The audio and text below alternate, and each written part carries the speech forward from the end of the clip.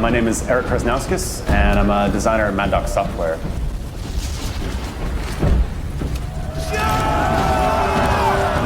We got a lot of user feedback after Empire 2 came out about this dense nature, this sort of very hardcore nature. And we really wanted to sort of flatten the Empire 3, flatten it down, and make it easier to pick up, make the units a little more exaggerated, and make everything just feel a little softer and more comfortable to a new user.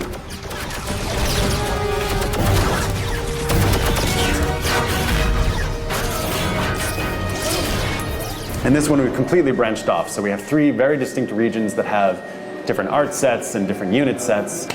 So we have like the West, which is very, the units are stronger and cost a lot more money. And they have the Far East, which focuses a lot on mobility and subterfuge. And the Far East is our 3rd region of the 3. And they're very, Zergy is the term, best describes it, but they produce a lot of units and a lot of buildings really quickly, so they're very good at expansion.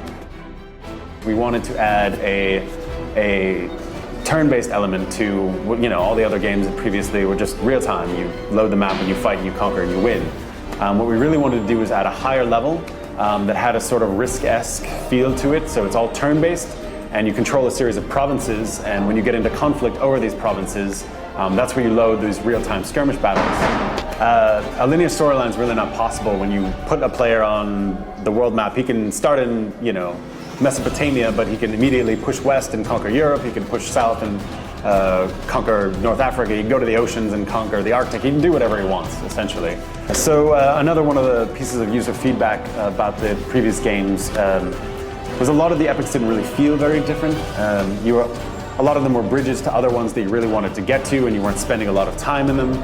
So we've scaled back from whatever we had before, 10, 13, depending on, and we're down to 5 now, just 5. So you still start in the early epic, you start in ancient, with swords and spears and, horses, and you go to the future epic, that's the 5th of 5, and that's, the typical giant robots and lasers and machine guns and all that kind of stuff. So there's a lot of different strategy depending on how far you want to go for the hardcore player, but at the same time, everything's been sort of brought back to a base level where you can just see, what you're supposed to do in the initial strategies straight away without, clicking a million buttons and going through a lot of little tooltips and things like that.